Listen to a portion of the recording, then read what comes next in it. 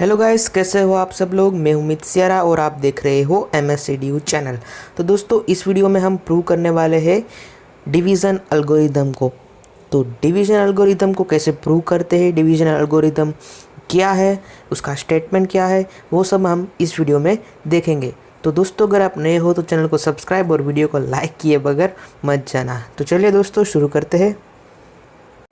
दोस्तों, अब division algorithm को समझने से पहले हमें एक प्रिंसिपल समझना होगा जिसका नाम है वेल ऑर्डरिंग प्रिंसिपल। तो यहाँ पर मैं लिखता हूँ वेल ऑर्डरिंग प्रिंसिपल।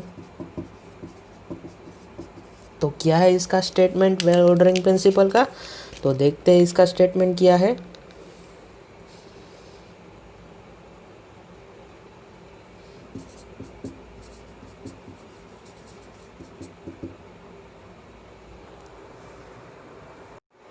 तो स्टेटमेंट ये है कि every non empty set S, every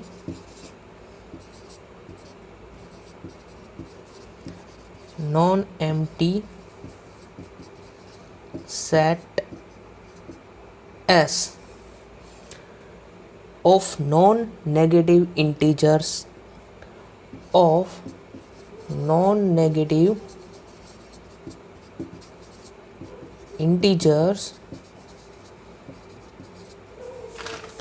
contain a least element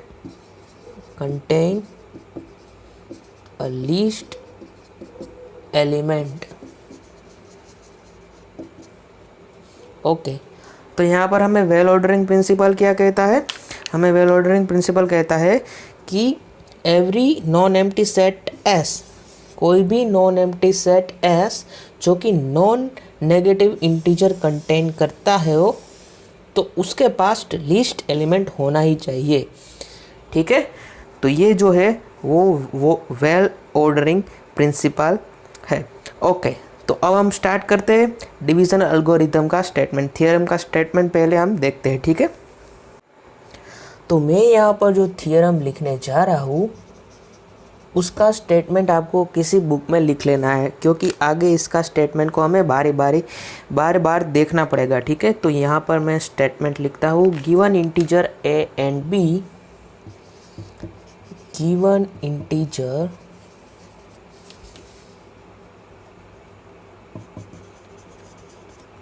A and B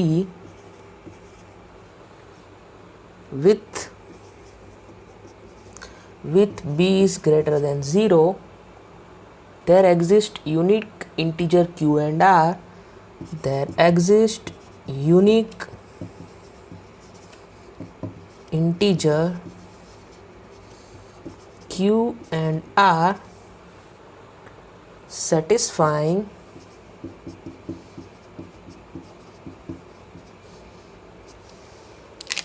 this. A is equal to BQ plus R and R is belong to greater than or equal to 0 and less than B where not containing B। ठीक है, और यहाँ पर जो ये Q है उसको कहते हैं क्वोशंट, और यहाँ पर जो R है उसको कहते हैं रिमाइंडर,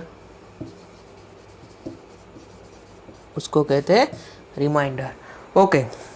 तो यहाँ पर जो है हम सबसे पहले ये जो हमें स्टेटमेंट दिया गया है उसके कुछ एग्जांपल्स देख लेते हैं, ताकि आपको पता चले कि यह असल में ये होता है कि नहीं।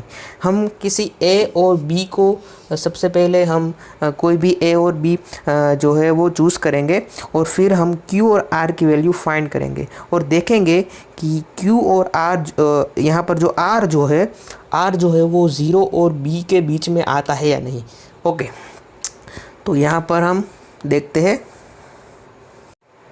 तो ये स्टेटमेंट आपने लिख लिया है, तो ये स्टेटमेंट लिखने के बाद अब इसको मैं इरेज कर देता हूँ। ठीक है,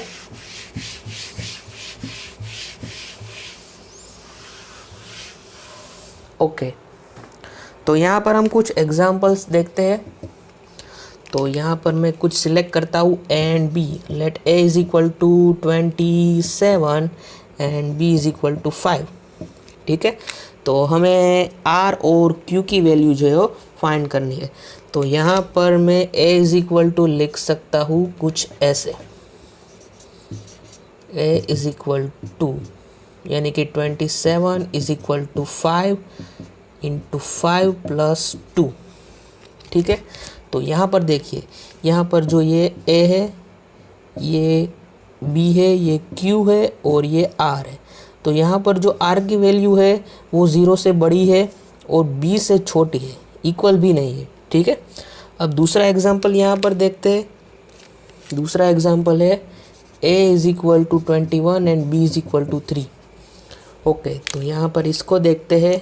तो मैं 21 को लिख सकता हूँ 3 इंटू 7 प्लस 0। ओके, तो यहाँ पर देखिए, ये जो है b है, ये q है, ये जो है वो r है। तो सॉरी, ये a है और ये जो है वो r है। तो यहाँ पर q मिलता है, वो q एनी इंटीजर है और r जो है वो इस कंडीशन को सेटिस्फाई करना चाहिए। ठीक है, तो अब हम आगे बढ़ते हैं इसके प्रूफ की ओर। ठीक है, तो सबसे पहले क्या करना पड़ेगा, हमें एक सेट जो है वो कंस्ट्रक्ट करना पड़ेगा। तो यहाँ पर हम एक सेट कंस्ट्रक्ट करते हैं और देखते हैं। तो मैं जो है वो ऐसा सेट कोई कंस्ट्रक्ट करता हूँ। We begin by proving let S is equal to a minus x B where x belongs to integer. x जो है वो यानी इंटीजर है and a minus x B must be equal to 0, sorry must be greater than equal to 0। Okay, ये जो है मैंने set construct किया। अब थोड़े सा एग्जांपल देख लेते हैं इस सेट के मेंबर के बारे में कि इस सेट में कौन से मेंबर आएंगे। तो यहाँ पर जो है मैं छोटा सा टेबल कंस्ट्रक्ट कर देता हूँ इसके मेंबर के बारे में। ठीक है, तो यहाँ पर अगर मुझे ए की वैल्यू दी गई होती है, मान लो कि मुझे कोई ए की वैल्यू दी गई है 21 और बी की वैल्यू दी गई है 8। ओके, तो यहाँ पर इसमें वैल्यू पुट करता हूँ इसमें। तो a इज़ इक्वल टू 21। हमें जो है x की वैल्यू जो है वो अलग अलग डालकर हम देखते हैं कि क्या होता है। तो यहाँ पर x की वैल्यू मैं पुट करूँगा और यहाँ पर s की जो सेट की जो है वैल्यू मिलेगी, यानी कि 21 माइनस 8x। ठीक है, तो यहाँ पर सबसे पहले 0 वैल्यू पुट करते हैं तो क्या होता है, 21 मिलता है। ओके, तो -1 अगर मैं पुट करता हूँ तो क्या मिलता है, माइनस माइनस प्लस, यानी कि 29 मिलता है मुझे, यानी कि पॉजिटिव मिलता है। ये सब जो वैल्यू मुझे मिलेगी यहाँ पर, अब अगर मैं आगे आगे जाता जाऊँगा तो मुझे वैल्यूज़ जो है वो पॉजिटिव मिलती जाएगी। अब दोस्तों यहाँ पर पॉजिटिव में मैं वैल्यू लेता हूँ। तो यहाँ पर पॉजिटिव में वैल्यू लेंगे 1 2 3 डॉट डॉट डॉट, यहाँ पर कहाँ तक जाएंगे, यहाँ पर 3 तक जाएंगे। तो यहाँ पर देखते हैं 1 पुट करते हो तो क्या मिलता है, 1 पुट करता हूँ तो मुझे मिलता है 13। Okay, so this is greater than 0। और यहाँ पर मैं 2 पुट करता हूँ तो क्या मिलता है, मुझे मिलता है 5 विच इज़ ग्रेटर देन 0। अब जो है मैं पुट करता हूँ 3। सो दिस इज़ अगर मैं 3 पुट करता हूँ तो मुझे मिलेगा -3 विच इज़ लेस देन 0। तो दोस्तों यहाँ पर जो मुझे इस 3 से अगर मैं बड़ी वैल्यू लूँगा तो ये सभी मुझे यहाँ तक सभी मुझे वैल्यू नेगेटिव मिलती जाएंगी। तो ये सब जो वैल्यू है वो मेरे बिलोंग्स टू एस है, मतलब ये सब जो वैल्यू है वो सेट में आएगी और ये जो है does not belongs to S. तो अगर मैं x की वैल्यू यहाँ से लेता हूँ, यानी कि 2 से -∞ तक, तो मुझे सभी वैल्यू पॉजिटिव मिलेगी और जो है वो सेट में आएगी। मतलब ये जो हमारा वो सेट कंस्ट्रक्ट हो गया। ठीक है, तो x की वैल्यू जो है वो अगर मैं 2 से -∞ तक लेता हूँ तो मुझे जो s की वैल्यू है वो सभी s की वैल्यू है सभी पॉजिटिव मिलेगी। ठीक है, तो ये सब जो है उसके एलिमेंट मिलेंगे, यानी कि यहाँ पे सेट के जो है मेंबर क्या हो गए 5 13 21, 29 ये सब जो है वो इसके जो मेंबर हो गए एस के मेंबर, ठीक है। ओके, तो आपको मेंबर्स मिल गए हैं सेट के। ये तो हमने एग्जांपल लिया था, अब हमें प्रूव करना है कि इसमें एक जो है एलिमेंट जो कि लिस्ट एलिमेंट होगा। ओके, तो लिस्ट एलिमेंट को प्रूव करने से पहले हमें सबसे पहले इसको नॉन एम्प्टी तो प्रूव करना पड़ेगा। तो सबसे पहले इसको नॉन एम्प्टी प्रूव करते हैं। So claim s is not equal to 5। Okay, s is not equal to 5। अब क्या करते हैं, यहाँ पर इसको 5 नहीं प्रूव करना है, मतलब कि इसमें कोई एलिमेंट होना चाहिए। तो ये वैल्यू जो है वो डिपेंड करेगी a पर, कि a की वैल्यू है, यहाँ पर केस 1 बनेगा, यहाँ पर केस 1 बनेगा a इज ग्रेटर देन और इक्वल टू 0। अगर a जो है वो ग्रेटर देन और इक्वल टू 0 अगर मैं पुट करता हूँ तो मुझे जो है वो कैसे s के मेंबर्स मिलते हैं, ठीक है। तो मुझे x की वैल्यू भी पुट करनी पड़ेगी क्योंकि ये पूरा सेट जो है depend on x। So let x is equal to 0। तो यहाँ पर s is equal to a बन जाएगा। तो a तो ग्रेटर देन 0 है, सो ये जो है a belongs to s। So ये जो है इस वाले केस में s is not equal to 5। अब यहाँ पर केस 2 देख लेते हैं। सो केस 2 देखते हैं, तो वो हम लेंगे a इज़ लेस देन 0, और यहाँ पर x की वैल्यू अगर हम लेते हैं x is equal to a, x is equal to लेते हैं a, तो हमें s की वैल्यू क्या मिलेगी, s की वैल्यू मिलेगी a minus A B. Okay, तो यहाँ पर आप देखिए a कॉमन निकलता है तो 1 माइनस बी ये मिलता है, ठीक है। अब दोस्तों यहाँ पर देखिए कि ये जो वैल्यू है a वो नेगेटिव है। अब 1 माइनस बी कैसा है, पॉजिटिव है। हमने स्टेटमेंट में ही देखा था, आपने लिख लिया होगा शायद कि जो मैंने जो स्टेटमेंट लिखा था डिवीज़न एल्गोरिथम का वो आपको लिख लेना है, ठीक है। तो यहाँ पर आपको स्टेटमेंट में दिखेगा कि b is greater than 0। So 1 minus B what, 1 minus B is less than और इक्वल टू 0। क्योंकि ये 0 से बड़ा है तो 1 माइनस बी हम लेंगे तो वो लेस देन और इक्वल टू 0 होगा। तो अल्टीमेटली इन दोनों का मल्टीप्लिकेशन जो होगा वो होगा ग्रेटर देन और इक्वल टू 0, ठीक है। तो यहाँ पर मुझे क्या मिला, s इज़ ग्रेटर देन और equal to 0। It means this is a member of s।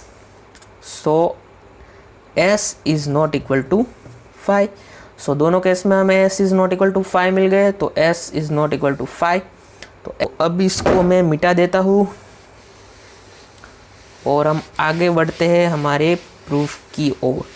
तो हमने जो है स्टेटमेंट में क्या दिखा था, स्टेटमेंट में हमने देखा था कि there exist Q and are.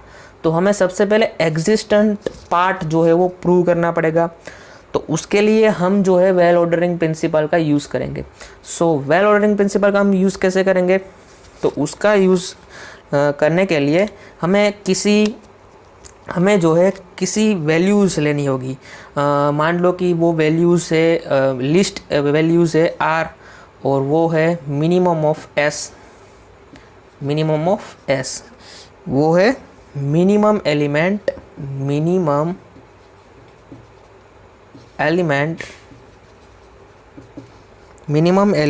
Of s, ठीक है। वो जो है वो मिनिमम एलिमेंट ऑफ s है। And q be a corresponding value of x। अगर मुझे कोई r मिलता है जो मिनिमम हो इस सेट में, तो उसके कॉरस्पॉन्डिंग मुझे x की वैल्यू सम q मिलती है, ऐसी मुझे मिलती है q जैसी। q जो है वो कोई भी हो सकता है, ठीक है। ओके, अब हम आगे बढ़ते हैं। अब हम आगे बढ़ते हैं तो यहाँ पर हमें क्या मिलेगा। अब देखिए, तो मैं ऐसा लिख सकता हूँ r is equal to a minus A minus B Q, ऐसा मैं लिख सकता हूँ। ठीक है, अब जो है मुझे ये प्रूव करना है कि आर जो है वो greater than equal to B है या फिर आर जो है वो लेस देन बी है। अब यहाँ पर देखिए मुझे प्रूव क्या करना था, आपने स्टेटमेंट जो लिखा है उसमें ये था 0 लेस देन और equal to R less than B, ऐसा कुछ था। तो ये जो है आर जो है वो सेट में है हमारे एस सेट में, तो ये ग्रेटर देन इक्वल टू 0 है, तो R is ultimately greater than equal to 0। तो ये प्रूव करने की तो कोई ज़रूरत ही नहीं है क्योंकि ये सेट में है, और सेट में है तो ये कंडीशन अप्लाई होगी। अगर ये कंडीशन अप्लाई होती है तो सेट में होता है। ठीक है, ऐसा होता है। ओके, तो ये वाला जो है मुझे कोई कुछ प्रूव करने की ज़रूरत नहीं है। अब प्रूव करना है मुझे ये कि इन दोनों में से क्या है। अब आपको प्रूव क्या करना है, ये वाला कि R is less than B, R is less than B मुझे प्रूव करना है। अब हम जो है इसको प्रूव करने के लिए कॉन्ट्राडिक्शन का यूज़ करेंगे। तो कॉन्ट्राडिक्शन का यूज़ कैसे करेंगे, तो यहाँ पर आप देखिए हमें क्या प्रूव करना है, R is less than B, तो इसका उल्टा एज्यूम करते हैं। So let assume that R is greater than equal to B. Okay, तो आर जो है वो greater than equal to B है। अब जो आर की वैल्यू है मैंने आर की वैल्यू क्या लिखी थी, R is equal to A minus B Q डालते हैं यहाँ पर, R is equal to A minus B Q greater than equal to B. अब यहाँ पर मैं अल्टीमेटली क्या करता हूँ कि b जो है वो मैं दोनों साइड सब्सट्रैक्ट कर लेता हूँ। तो यहाँ पर मुझे मिलेगा r minus B is equal to A minus B Q minus B greater than equal to 0। So r minus B is equal to A minus B Q plus 1, ऐसा हो गया। ठीक है, अब क्या करता हूँ, अब देखिए यहाँ पर देखिए आपको, अब ये जो एलिमेंट आपको मिल रहा है वो ग्रेटर देन इक्वल टू 0 है, यानी कि ग्रेटर देन इक्वल टू 0 है मीन्स सेट में है। सेट में है मतलब ये जो है मुझे सेट में मिलता है। तो अब ये सेट में मिलता है लेकिन r जो है वो पॉजिटिव है, b भी पॉजिटिव है। अगर r में से मैं कोई पॉजिटिव वैल्यू निकालता हूँ तो वो must be less than r होगी। बट r तो हमारा मिनिमम एलिमेंट है लेकिन उससे भी हमें कोई मिनिमम मिल रहा है। सो विच इज़ कॉन्ट्राडिक्शन, क्योंकि r जो है वो तो हमारा मिनिमम है, उससे भी मिनिमम मिल रहा है, तो हमें यहाँ पर कॉन्ट्राडिक्ट पार्ट मिलता है। तो ये जो है वो नहीं हो सकता, मतलब ये है, हो गया प्रूव बाय कॉन्ट्राडिक्शन कि r is less then b। Okay, तो हमने एग्जिस्टेंट पार्ट भी प्रूव कर लिया है यहाँ पर। अब सिर्फ प्रूव करना है यूनिकनेस। अब आप अपने स्टेटमेंट को देखिए ज़रा, जो हमने लिखा था अपना स्टेटमेंट थियरम का, उसमें लिखा था एग्जिस्ट एंड यूनिक, मतलब Q एंड R जो हमें मिलते हैं वो मस्ट बी यूनिक। अब यूनिक को हमें प्रूव करने के लिए क्या करना पड़ेगा, तो सबसे पहले हम ले दो ऐसे Q and Q dash and R and R dash, ऐसा कोई वैल्यूज़ ले लेते हैं। ओके, तो मैं ऐसा लिख सकता हूँ इसके corresponding A is equal to okay, so मैं ऐसा लिख सकता हूँ कि यहाँ पर A is equal to B Q plus R is equal to B Q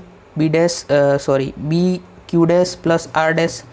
क्योंकि यहाँ पर देखिए A को मैं जो है रिप्रेजेंट कर सकता हूँ ऐसे, क्योंकि हमने एग्जिस्टेंट पार्ट जो है वो प्रूव कर लिया था। ओके, अब मैं ऐसे लिख सकता हूँ। ठीक है, अगर अब हम मान लेते हैं, हमने एज्यूम किया है कि हमें दो अलग अलग जो है Q की वैल्यू मिलती है और R की वैल्यू भी मिलती है, तो एक को हम अलग अलग Q और क्यू डैश से भी हम रिप्रेजेंट कर सकते हैं, ऐसा हमने एज्यूम किया है। तो हम ऐसा तो लिख ही सकते हैं। ओके, तो ऐसा हमने लिखा, तो यहाँ पर मुझे मिला B Q plus R is equal to B Q dash plus R. इसको मैं इस साइड ले जाता हूँ, ठीक है। तो ये मिलेगा Q minus Q dash is equal to, ये तो आर डैश है, sorry, so R dash minus are.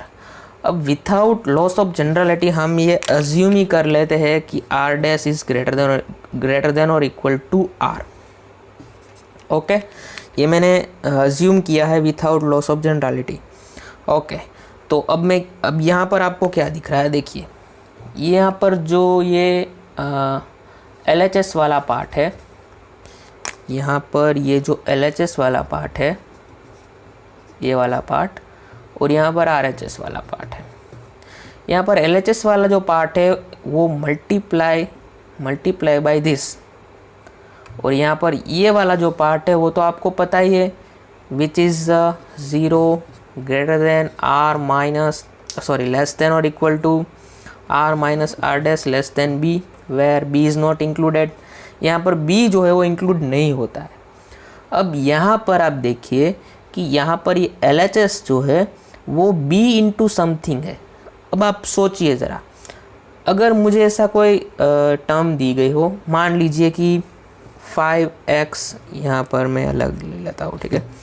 Okay, 5x, okay, 5x is equal to y। अब इसको मुझे इज इक्वल टू प्रूव करना है, और मुझे ये कंडीशन दी गई है कि 0 is greater then y less than 5। तो यहाँ पर एक ही पॉसिबल वैल्यू हो सकती है x और y की, क्या, जब इन दोनों को इक्वल करना हो, और ये दोनों इंटीजर हैं, where x and y belong to n। ओके, अब जो है मुझे इसको जो है इक्वल्स प्रूव करना है, तो कैसे, इसकी कौन सी वैल्यू हो सकती है जब ये इक्वल हो गए, अगर ये कंडीशन दी गई हो तो y जो है वो 5 से छोटा है, मतलब यहाँ पर मैं 4 लेता हूँ, तो मुझे 5 इंटू एक्स जो है मुझे इंटीजर लेना है, तो ये तो कभी होगा ही नहीं। तो यहाँ पर इट मस्ट भी ये दोनों ज़ीरो ही होने चाहिए, क्योंकि 0 इक्वल टू 0 तभी हो गया। तो x भी 0 होना चाहिए और y भी 0 होना चाहिए। तो यहाँ पर भी अल्टीमेटली यही होता है कि यहाँ पर अगर ये 5 है, ये मान लो कि b है, और ये x जो है वो ये है, और y जो है वो ये है, यहाँ पर यही होता है।